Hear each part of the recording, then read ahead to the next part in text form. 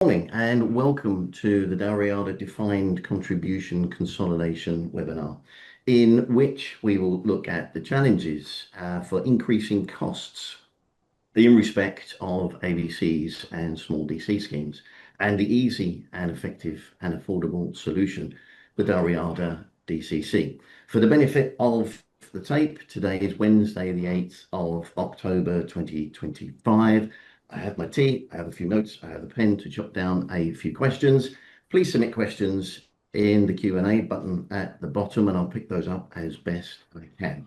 A recording of the webinar will be available and will be linked to the DCC section of the Dalriada website. So trustees face a number of challenges and increasing costs for the effective governance of DC schemes and AVCs.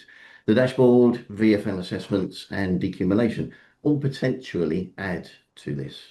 Trustees are the custodians of the members' future financial positions, and it doesn't come much more important than that. And as a professional trustee firm, we have a number of members we are responsible for. We therefore needed to develop and implement an effective solution. The DCC is that solution.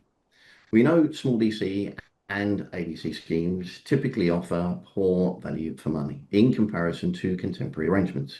They typically have high charges, suboptimal administration, limited member communications, typically only the annual statements themselves, the SABs, etc. Investment governance. When was the last time an AVC provider actually soft or hard closed a fund on an AVC platform to replace it with something better? And at and post-retirement options typically are not included, for example, income drawdown. Trustees also face increasing risks with AVCs. AVC providers may exit the market. Santander did in 2024. And do trustees accurately know what AVCs are linked to their schemes? We have a recent experience as a professional trustee firm of being appointed to a scheme that thought it had wound up 4 years ago, only to find that it now has AVCs. So small DC and AVCs can pose many challenges for trustees and employers. However, there has been a lack of a viable alternative market until now. To help me today, along with my tea, we have a fabulous panel. We have the superhero who is Joanne Tibbett, Head of DC at Gowling WLG. We have the guru who is Brenda Kite, DC Platform Solutions Specialist at Hymans Robertson. We have the legend who is Gavin Collinson, Business Development Director at Smart Pensions. And we have the expert trustee, James Fitzsimmons, Professional Trustee here at Dalriada Trustees. I will do my best to pull everything together as the chair. Paul Tinsley, a humble professional trustee at Dalriada Trustees. James, the first thing I wanted to turn to and I'm interested in is the dashboard, particularly given the timing. So the thought I had is, for the dashboard, how does an AVC provider actually know if the AVCs need to be linked to the dashboard ecosystem? Thanks, Paul. So AVC providers don't actually know whether they need to connect a policy to the dashboard. Trustees need to tell them. The issue isn't with the policies, but whether the scheme they sit in has 100 or more active and or deferred members, which we refer to as relevant members. The problem is AVC providers often hold limited data. They might have a policy with 20 members, but no idea how many total relevant members there are in the scheme. So they're waiting for the trustees to tell them if dashboard connectivity is needed. This is definitely not a case of no news is good news. Trustees need to be proactive, identify their AVC policies and where they're sat, and reach out and form a plan with their AVC providers. By the 31st of October 2026, all relevant schemes must be digitally connected to the pensions dashboard, and that includes their AVC policies. So trustees need to decide, will you connect your AVCs or transfer them out to a suitable arrangement, such as a master trust? It's important to note that AVCs are a bit of an all or nothing consideration for dashboard. Even £1 of AVCs means you have AVCs, and much of the work connecting the policy to the dashboard is not scalable, meaning it will be nearly just as burdensome if you have one member or you have many more in a policy. If you are considering connection, here are a few key questions that you probably need to be keeping in mind. Who is leading the dashboard project? Your full board, a subcommittee, or a dedicated team? How will you align your DB, DC, and AVC providers under one delivery plan, especially if they're connecting in different ways? If you are using a third-party connection provider, do they meet PDP standards and understand your matching policy? Have you used TPR's checklist and connection date calculator? And is the dashboard a standing item at trustee meetings? Have you created a process to document your matching criteria and the decisions you need to be making for at least 6 years? And finally, is your interface secure, compliant, and possibly most importantly, future-proof? This is an area where we think there's going to be a lot of development in the coming years, and you need to be able to use a system that's going to be able to evolve with those challenges. Now, many trustees, ourselves included, have found that the cost and complexity of connecting AVCs to dashboard is disproportionate. That's why we developed the DCC solution. We see DCC as a risk mitigation tool. It simplifies dashboard compliance by offering an alternative for small DC and AVC arrangements, many of which are costly and burdensome to govern. Instead of connecting the AVCs, schemes can transfer them out to the Smart Master Trust, which takes on the governance burden and improves member outcomes. In addition to Smart, we've partnered with Hymans and Gowling for investment and legal advice to deliver a cost-effective and efficient service that offers a whole host of benefits against going it alone. Firstly, streamline project management and advice. We have already done 18 months of prep work that trustees would otherwise have to do themselves, including streamlining and focusing the advice that trustees need to take in order to transfer out to a master trust. Lower member charges. Many legacy AVCs charge 75 basis points or more. Smart offers significantly lower fees, often less than a third of what members are currently paying. Simplified governance, as has already been sort of touched on, this aims to reduce trustee workload while meeting dashboard and value for money requirements. Better member experiences, as something you've already touched on, Paul. AVC policies, generally speaking, are not offering members good service, but with Smart, they're going to have access to modern tools, improve investment options, and flexible withdrawal strategies for them at retirement. Future-proofing, as you've already touched on, we think that there's a good chance that some of the AVC providers will be looking to exit the market. We have no such concerns about Smart, who will be here to stay and able to provide this service to members. And finally, DB switchback functionality.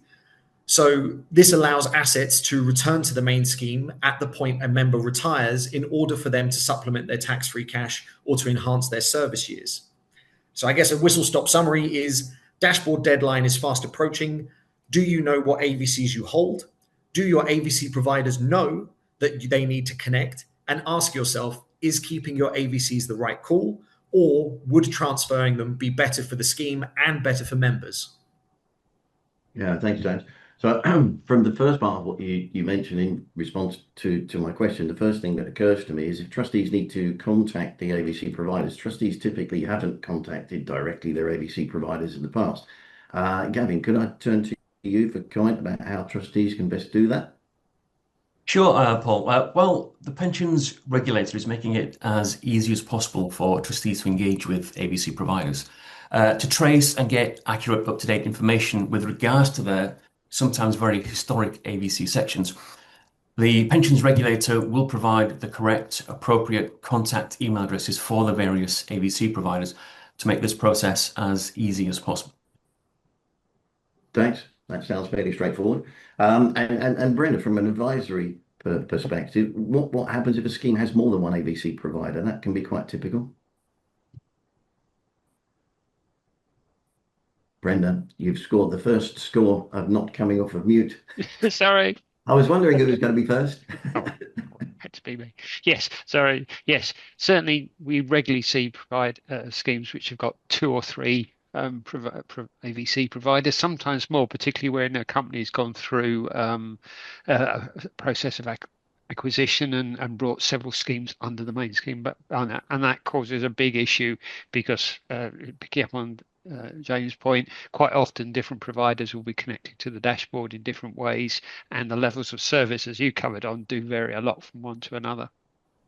Yeah, absolutely. I always thought it was going to be me, but there you go. Joe, legal considerations. Surely trustees start need to looking at ABC contracts, service arrangements, those kind of things. Yeah, Exactly. I mean, pensions dashboards compliance is a trustee responsibility, and that squarely encompasses AVCs as well, subject to their sort of the threshold that James mentioned in his section at the start. And I think actually trustees should probably treat AVCs as separate and distinct work stream, just because of the data issues, valuations, contracting complexity, etc., that they might find. I think the legal fundamentals are to confirm scope and headcount against the regulations, to adopt document matching and valuation policies that cover AVCs, etc. And I think it's really important that contracts address performance, evolving standards, incident management, liability, all of the things that you'd expect, but as they apply to AVCs. So I think there's two steps really. First of all, it's for trustees, to Brenda's point, to contact the providers and actually understand what you've got. And then secondly, look at your contracts and see how you might be able to negotiate those to make sure they cover AVCs as well as your other benefits. Yeah, thanks, Jo. James, all of this is kind of adding up, and from a cost perspective in my mind, do we have any kind of guide as to around what dashboard connection is going to cost here? So I'm going to answer your question, but unfortunately I'm not going to be able to give a very helpful answer. We have been doing our best to quantify what it's going to cost schemes to connect to dashboard. And the truth is, we have heard a real range of numbers.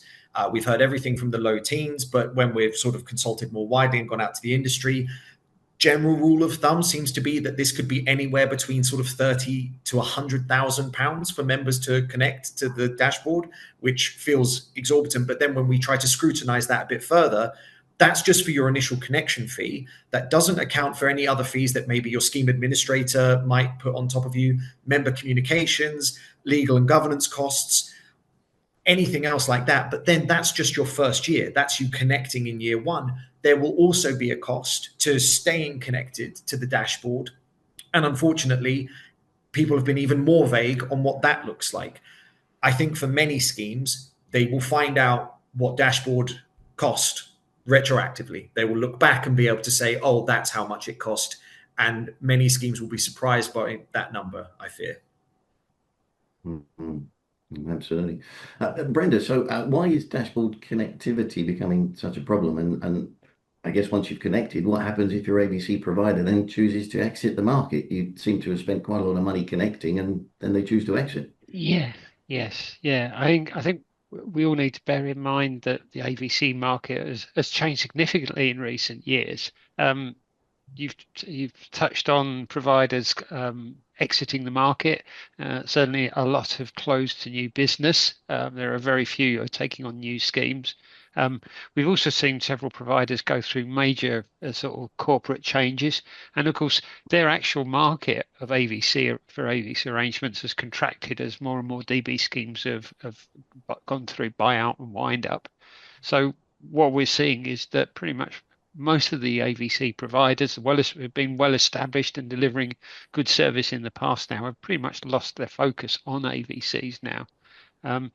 What that's meant is that inevitably, those providers have fallen further and further behind the leading master trust providers, which have seen a huge growth in their business in recent years, and on top of what James has flagged in terms of the issues with dashboard connectivity, where a lot of them say are oblivious to what schemes need to do. We've certainly seen a number of schemes with a number of providers whose investment options are falling further and further behind the market leaders on things like climate change, private markets, etc. Very few of them give members online access so they can manage their savings online. Some don't even have AVC specific literature, so very confusing for members. And we've also seen a couple of providers have fairly significant admin issues where benefit statements have gone out late, members haven't been paid their retirement benefits, etc. And that's on top of a generally fairly limited service that most of the AVC providers offer nowadays, and certainly falls well short of what they could get with a master trust across the board. And the other point, which obviously I think Gavin will come on to this more in a minute, is that very few of them react to the pension freedoms. Quite a few don't have lifestyle options which are aimed at taking 100% cash, or they're still aiming at ones which for annuity purchase. There's very little sign of innovation in readiness for the accumulation options that schemes need to provide. And of course, finally, inevitably going on with all of that through the lack of competition for AVCs now, the charges, as you've touched on already, are higher. Certainly, unit-linked funds typically in the range of 65 to 75 basis points. With profits funds can be north of 100 basis points, so much more expensive than the average master trust. So, on top of the dashboard connectivity issue, which obviously is really urgent. The big challenge for trustees of any scheme is you touched on, Paul, is poor value. And also the ongoing governance burden, the fact that the DB schemes are closing, so they need to do something about AVCs before they get to the DB buyout. We don't have the scenario that you touched on where it's held up one. And when you come to some of the investment options like with profits, there are lots of potential pitfalls there. They're generally delivering a pretty poor outcome for members. And if you do start to try to move them on bulk, then you get the guarantees then can cause some fiduciary and regulatory issues, which I think Joe will probably come on to shortly. But the other big issue here, apart from the dashboard, really is generally poor value. And that's something the regulator expects trustees to do something about. Yeah, no, absolutely. I completely agree with you. Yeah, the legacy arrangements which we have in these very historical type policies, as you say, with profits underpins and all of those kind of stuff. Come across one recently that still has 5% bid offer spread, accumulation units and managed units and all of those kind of things. But in terms of those schemes, specifically with profits, yeah, Joe, that's a good point. What are the legal requirements for DC benefits and AVCs invested in with profits if trustees are thinking about actually transferring them out? Yeah, so it's a good question, and it's something we're seeing quite a lot of at the moment, particularly when trustees and employers actually are seeking to rationalise their old arrangements. So one we've done recently had a situation where there were AVCs with profits, and obviously disinvesting from those with profits policies meant the member was suffering a loss. But the type of benefit that was the insurance policy effectively would have resulted in a top up to the member's DC pot. So what we did there was we spoke to the employer. The trustees were very keen to ensure that members didn't lose out. We offered members the option of opting out of the bulk transfer. Most of them didn't actually, because they saw the value in moving to a master trust and the options, decumulation options on retirement that gave them. And actually the employer there agreed to a top up, which was applied to their pot. And then the pot was still money purchase in form and transferred across to the master trust provider. But I think absolutely critical is making sure that the value of that top up meets the preservation requirements. So you're likely to need some actuarial involvement there. And also member communications is really, really important. And we sometimes find as well with AVCs, they're things that are legacy arrangements. Members perhaps chose them a long, long time ago and comms haven't been that great. So sometimes it comes a bit of a surprise to members that they've actually got them. And it's sometimes quite welcome news as well. But I think that clear communication to ensure that members know what they're doing, what they're losing, what they're getting in return, so that ultimately trustees are protected when they make the transfer, and the transfer is in members' best interests. Yeah, absolutely, superb. So, James, from a trustee perspective, how do we feel? Do with profits actually provide value for money at the moment? So it's a tricky one. They suffer from all of the issues that Brenda and yourself and others have mentioned on this call in terms of the poor services to members. I think the thing, though, that makes with profits particularly difficult is, first off, the opaque nature of the charging structure.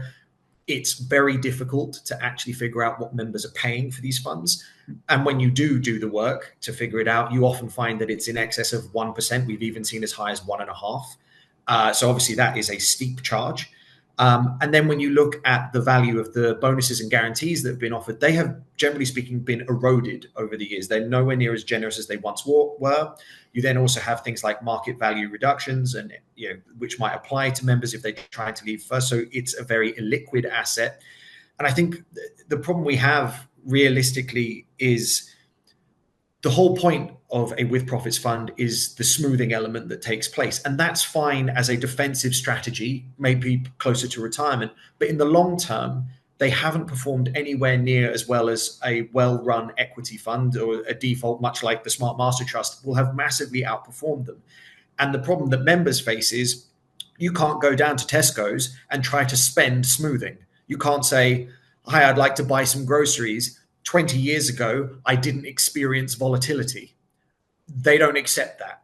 At the end of the day, money in members' accounts is what matters, and locking into something that over the long term hasn't kept up with other investment options, I think that's a serious concern for trustees. And how can you say you've given members value? Absolutely. So, Joe, turning to a legal perspective, in the backdrop of everything we've discussed so far, how can trustees act in the best interest of members?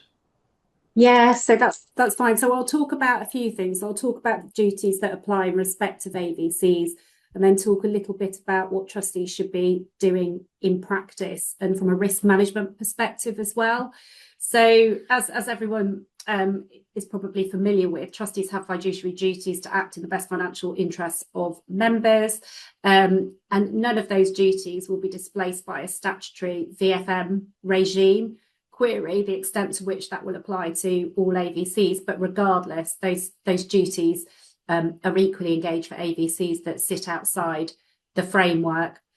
We're all aware of the need for occupational pension schemes to maintain an effective system of governance, proportionate, of course, to their size, nature, and complexity. And that includes having robust internal controls, documented policies for risk management, cyber and data security arrangements, and competent decision making. And for schemes with at least 100 members, trustees have to carry out an own risk assessment as well. Importantly, governance expectations apply to AVCs of any type because they attach to the trustee board and the scheme as a whole. So I think it's worth making that point.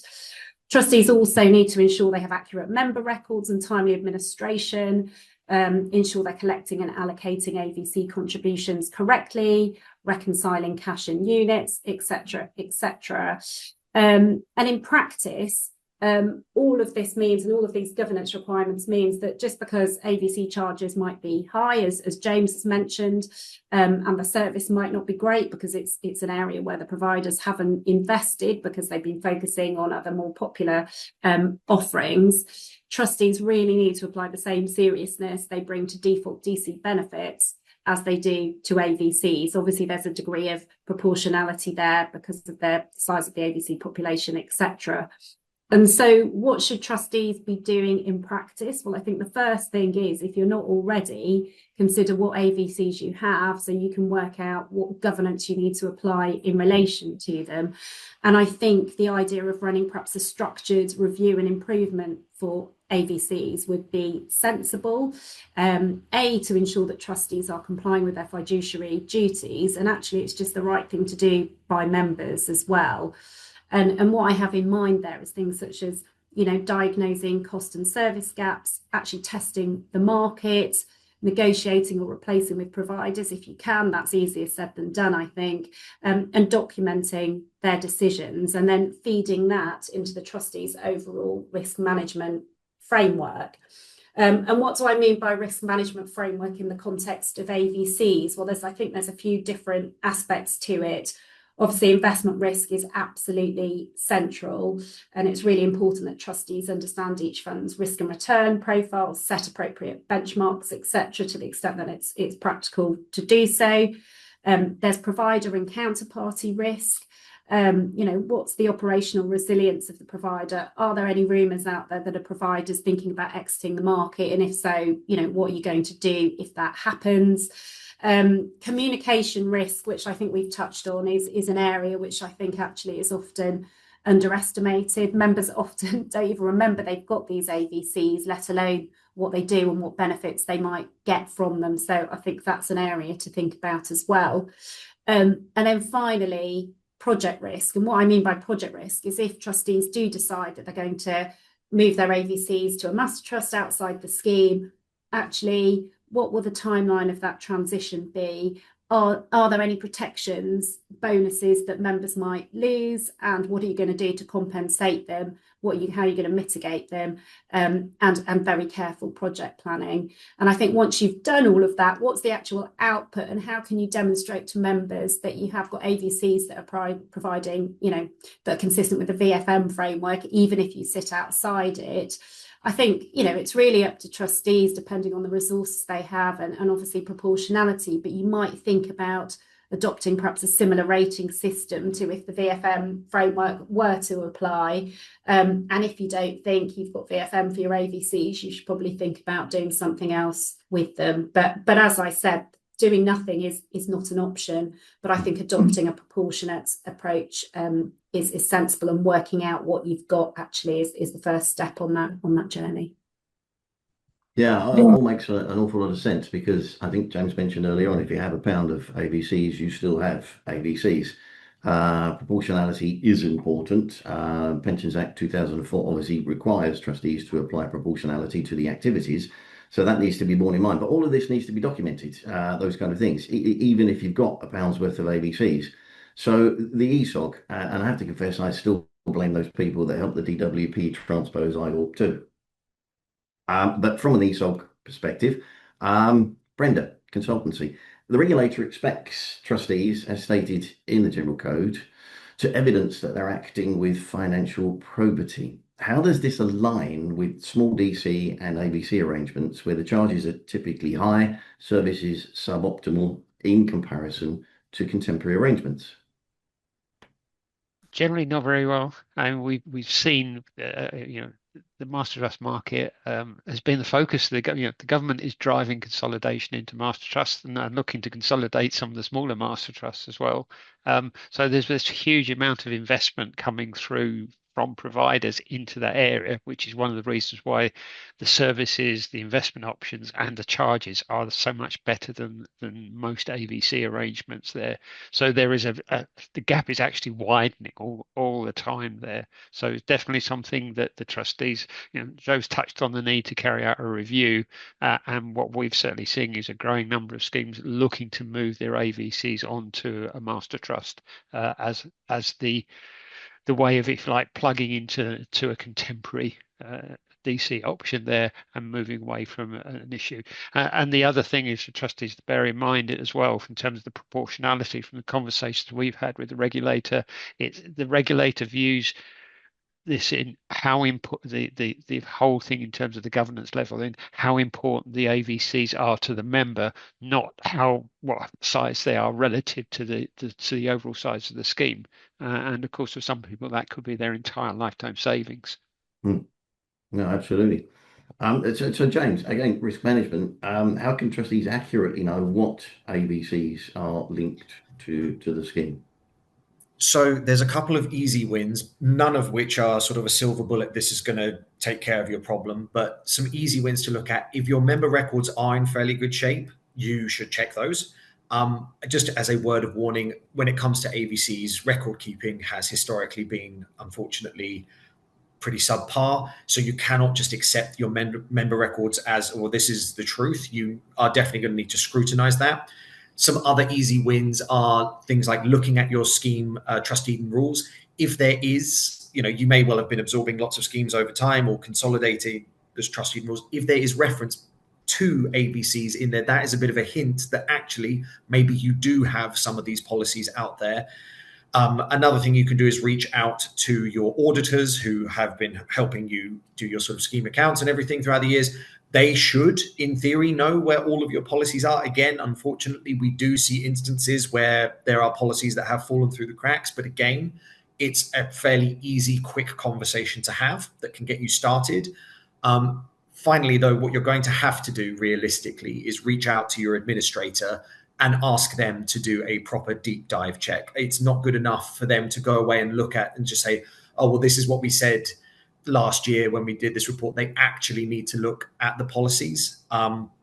One other little sort of tip, if you are going out to AVC providers directly, I would definitely, with any request, include your appointment documentation, because we find that about 80% of first responses from AVC providers is, I don't acknowledge you as the trustee or having authority to make this request. So spare yourself an email and give whatever proof that you think you have to hand straight away to save yourself some time. Yeah, absolutely. So I have a picture in my mind that I have to take a lamp and go in and interrogate my administrator, make them sweat a bit, maybe to give me the information that's in there, because they could have inherited this from a previous administrator, and things we do know get lost in time, unfortunately. So again, which is risk management. The other thing I've been thinking of, Joe, is trustees. Do trustees need to consider anything in respect of their trustee liability insurances for this? Yeah, it's an interesting question, Paul. I think going back to what I was saying earlier about trustees' fiduciaries and the need to ensure they're properly discharging those and ensuring sort of best outcomes for members, I think if you do nothing, query whether any indemnity protection you have in your trust deed and rules, or in fact any insurance, because you've just sat there and not looked at AVCs and whether they're providing value for money, query whether it would cover you. I think it's always sensible for trustees to review protections that they have in place, and they may want to reassess that in light of the additional governance, VFM, and also any transitional decisions they might make in relation to AVCs. I think trustees need cover that would enable them to respond to member and regulatory claims, so would cover them for those things arising out of provider selection, monitoring, fund menu design, mapping, comms, etc., and execution risks of data migration and platform changes. So I think it's worth having a look at what you've got, but it's all very well having the protections in place. It's making sure what you're actually doing in practice is acting as a trustee and discharging your duties appropriately in relation to the AVCs members might have. Yeah, absolutely. So, Gavin, if I can bring you back into this particular stage, Joe mentioned earlier on the upcoming requirements for decumulation, which represents challenges for trustees of small DC and AVC schemes. So how can trustees prepare for this? Thanks, Paul. Well, the future does hold some significant challenges for trustees, and preparation is needed. The 2025 Pensions Bill introduces new expectations for trustees regarding decumulation. This means that trustees will need to provide suitable default options and improve communications to help members make informed decisions about their pension options at retirement. And importantly, this applies even to small DC schemes and AVC sections. So when we're looking at this problem, we really need to be thinking about two main questions. What decumulation architecture is required for trustees and employers to implement this for small DC schemes and AVC sections, and what are the associated cost implications? Now, regarding the architecture, a comprehensive approach is needed to ensure that everything is covered. So we need to begin by understanding the existing decumulation offering, if there is one, and identifying any gaps. And this forms the basis for effective project scope definition. We need to be determining what products and tools are needed to fill these gaps. This includes online tools, comprehensive communication suites, guided advice, and support integrated into an appropriate platform. Now, while actual products like drawdown and annuities are a part of this, they are far from the sole components of an overarching solution. We need to be clearly mapping a member's journey as they approach retirement and enter decumulation. So what is needed and what the ideal process that members will follow, we need to have a really good understanding of that. Once the decumulation structure, the products and supporting elements are in place, extensive user testing is crucial. Pull it apart, make sure it works. Does it cover all of the necessary elements, and is it fit for purpose? Key aspects to test include, is it understandable for the member? Is it intuitive? Does it engage the member? Does it provide all of the necessary support, and are the decumulation products themselves of sufficient quality? Now, the cost implications for implementing these changes should not be underestimated. None of this can be done cheaply. Both internal and external resources will incur explicit costs. Internal expense will come in the form of significant time costs for trustees and clients in running this project. Stakeholder input from all involved is essential throughout the development process. External costs and expenses will arise from engaging external professionals that are needed to help build this. Engineering, software development, communication specialists, project managers, and other external consultants. These are professionals who are in demand and will become more in demand, and their expertise will be critical, and it will come at a cost. Thanks, Gavin. Yeah, all makes excuse me. All makes sense, and a big challenge, as you say, implicit and explicit costs. The first thing my mind goes to is Joe, the legal side of things.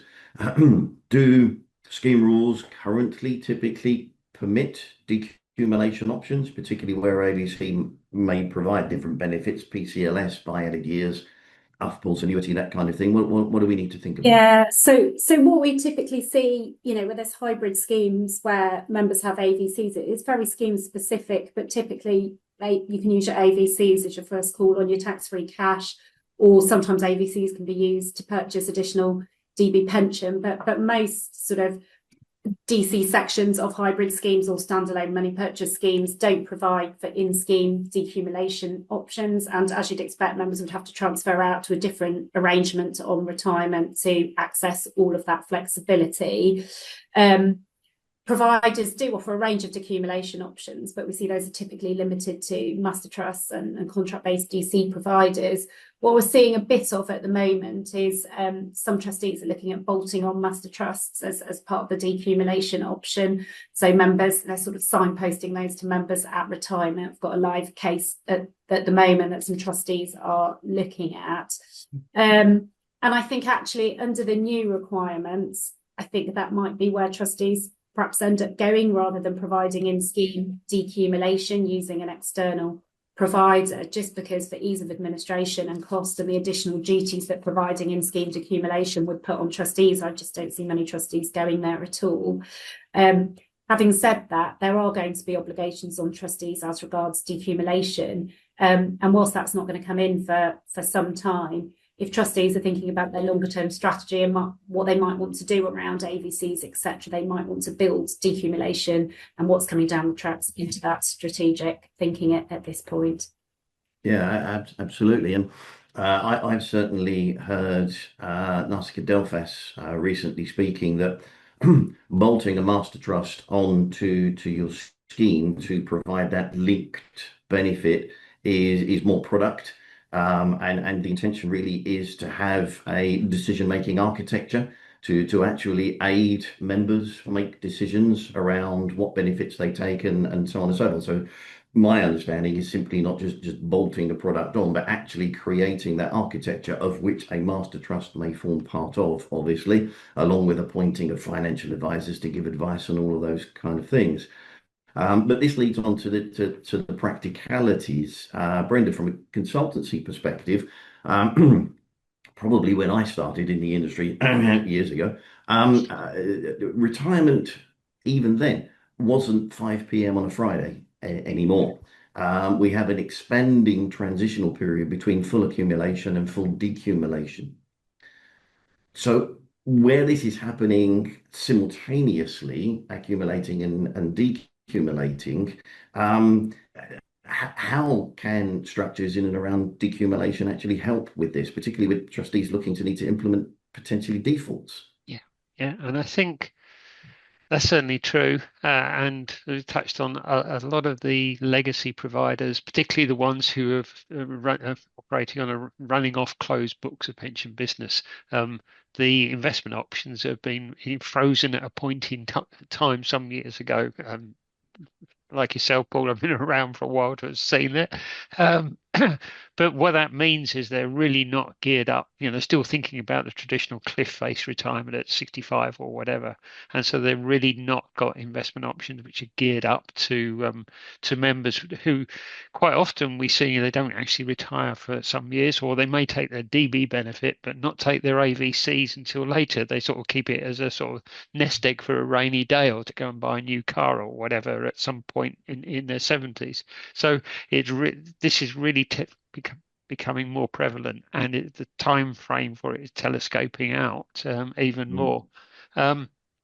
What we're seeing is that while the AVC providers generally are lagging behind, what we're seeing with all the master trusts is they're very much thinking about to and through investment strategies for their lifestyle strategies or target date funds, so that if a member doesn't draw their benefits off at traditional point in time, then there's an investment strategy that suits them, doing it bit by bit or over a period of years. So I think, again, this is a case of why probably a move to master trust is giving better value for members, because they can actually use their savings more effectively, taking some money in and paying some out at different times. Yeah, makes sense. Very much so. Gavin, from the provider's perspective, thinking about trustees designing this decumulation suitable default pension benefit solution or solutions, what do trustees need to collate and get that particular process running? Well, Paul, to do any such project justice, core identification data like name, date of birth, address, and I know the basics. They need to be collated and cleansed, but also scheme-specific data such as membership dates, service, information around protections, all need to be collected. We basically need full, clean membership data. And beyond this, there are some specific data protection considerations to bear in mind.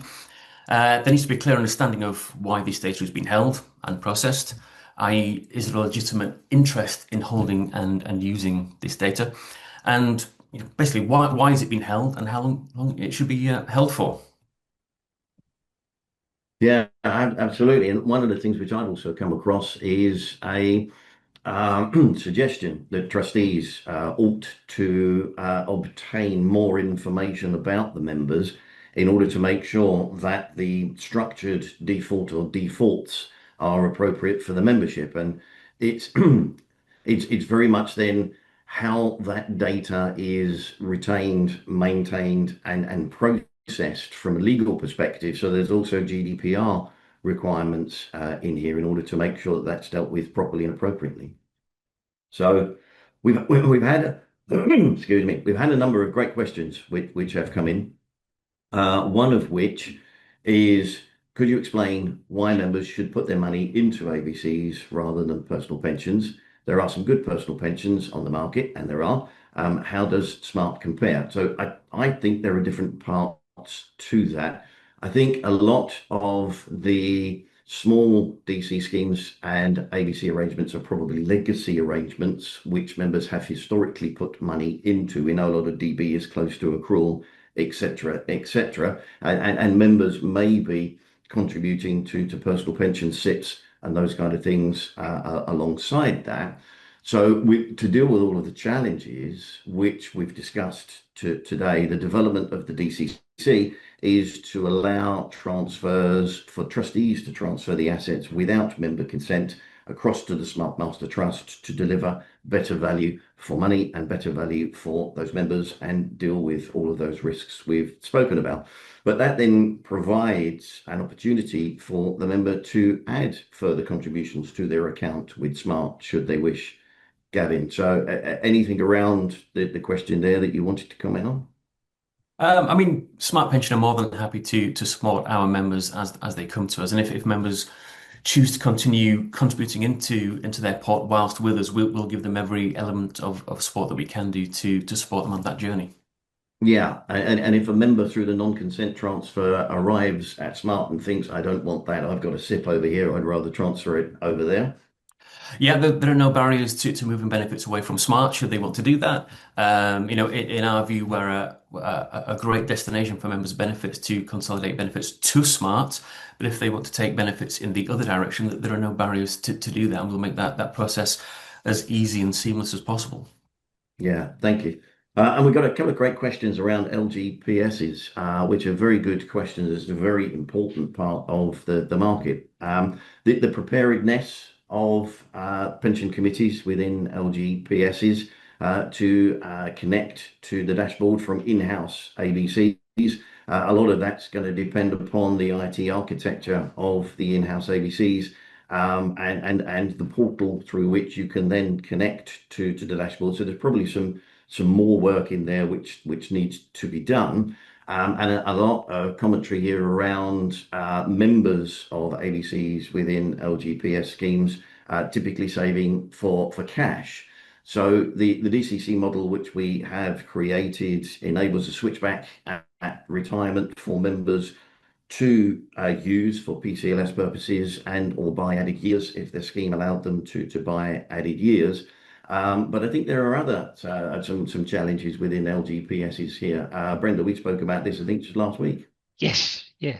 I think one of the most important things to bear in mind with LGPS is that it's set up under parliamentary statute, and that statute includes a requirement for the local pension authorities pension fund to provide AVCs within the scheme. So for LGPS, the option of moving to a master trust isn't there. What we are seeing, though, is that some of the master trust providers, major master trust providers, have also been able to, if you like, translate a lot of the functionality they've got on their master trust into an AVC product. So whilst a number of the well-established, well-known AVC providers have fallen behind the market, there are a couple who've actually effectively come into the market and are gradually pushing them out. Yeah, so probably a point of innovation required here to aid LGPSs in terms of the macro drive for consolidation and all of those kind of things. Yeah. And we're seeing a number of the local authorities are, they've probably taken their eye off, or they've had obviously lots of things to go on with the McLeod judgment, etc. So I think we're now seeing a growing impetus from them to start picking up on their AVC arrangements as well. Yeah, fabulous. So one question, I'm not sure if we covered this earlier, but one question which has come in is I don't have 100 AVC members in my scheme. What are my dashboard requirements? I think, James, you touched around this earlier. So you don't have this is one that's come up several times, and I think it's a stumbling block that a lot of people run into. It's irrelevant whether you have 100 AVC members. It's about whether you have 100 relevant members in your scheme.